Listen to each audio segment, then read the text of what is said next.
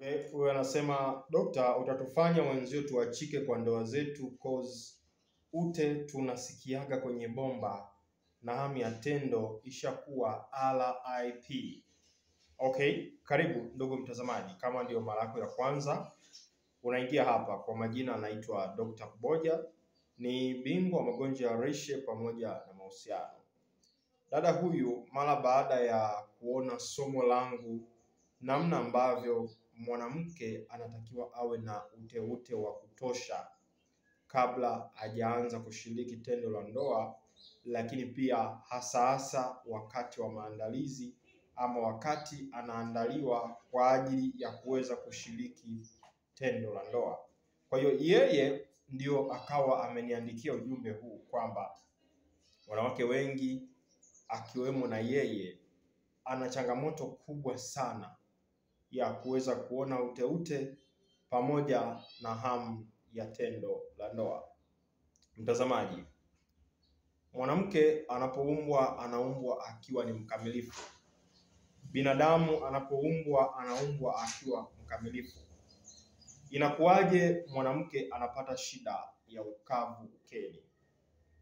Inakuwaje mwanamke anapata shida ya hamu ya tendo la ndoa, anakosa hamu ya kuweza kushiriki tendo la ndoa?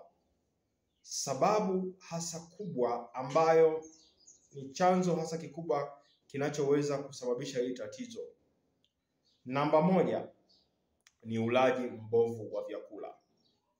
Mungu anakuumba ukiwa ni mkamilifu, maumbile yako yanaumbwa yakiwa yako vizuri, uke wako anaumbwa ukiwa uko katika hali nzuri. Unapokuwa sexually aroused, unakuwa na uwezo wa kuweza kupata uteute wa kutosha. Na wanawake wengi wamekuwa wakinishuhudia hili, anakuambia dokta, hapo nyuma nilikuwa niko vizuri.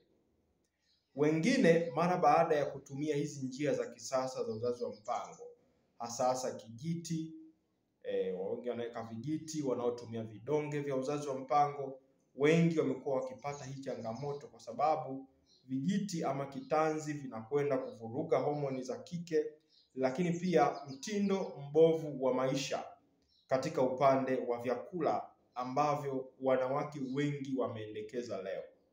Moja ya vyakula vikubwa sana ambavyo vinawaathiri watu wengi ni vyakula vya viwandani ama tunaita fast food. Vyakula hivi vimekuwa ni maarufu sana ulimwenguni kote leo hii, na takriban 90% ya wanawake wengi wanashabikia vyakula hivi, wanakimbilia vyakula hivi pasipo kujua kwamba mwisho wa siku vinaweza kuwaletea madhara katika miili yao. Na madhara ya kuweza kukosa uteute, madhara ya kupata ukavu ukeni hayaji ghafla. Ni kitu ambacho kinaanza polepole, baadaye sasa ndipo linakuwa tatizo. Likisha kuwa tatizo ambalo ni kubwa, inapofika mahala maumivu yanakuwa ni makali, unaweza ukakaa unaanza kumuona mume wako kama vile baba mkwe wako, au unaanza kumuona kama vile kaka yako. Ndipo sasa mwanamke huyu anapata ufahamu, ndipo sasa anashtuka na kuanza kuona kama sasa nitafute tiba, lakini wakati huo mambo yamekwisha haribika. Sasa Dr. Kuboja nina matibabu maalum kwa ajili ya tatizo hili la mvurugiko wa homoni. Chanzo hasa kikubwa kinachopelekea tatizo hili ni hormonal imbalance. Mwanamke homoni zake zinapokuwa zimevurugika, maana yake kuna baadhi ya vitu ambavyo vipo katika miili, hasa mifumo mbalimbali, hasa katika mfumo wa uzazi, inaweza ikampelekea kupata hali hii. Kwa hiyo utapata dawa kwa ajili ya kuweza kubalance homoni zako, lakini pia utapata na mpangilio ama program maalum ya vyakula, nini ule na nini usile. Na once utakapoweza kutibu tatizo hili, maana yake pia utapona moja kwa moja. Lakini kwa wale ambao wanatumia njia za kisasa za uzazi wa mpango, ni kuziacha haraka iwezekanavyo. Dr. Kuboja nina dawa za asili ambazo nimetengeneza katika njia ya vidonge, zitakusaidia kuweza kupangilia uzazi wako. Tuwasiliane kwa wewe mwanamke ambaye unapata changamoto, ukitumia vidonge, ukiweka kijiti unapata shida. Kuna wengine wanaweka kitanzi anapata shida pia. Hizi njia za kisasa karibia zote, kila moja na changamoto zake. Kwa hiyo kama pia wewe ni mwanamke unapitia changamoto hii, tuwasiliane. Naweza nikakuagizia dawa popote kule uliko kwa uaminifu kabisa. Nipigie kupitia namba ifuatayo, ama unaweza ukanicheki WhatsApp.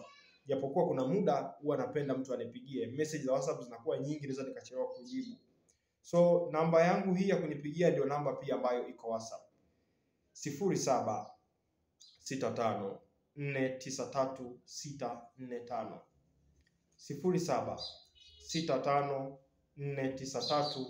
0765493645. Dr. Kuboja, suluhisho la mahusiano yako.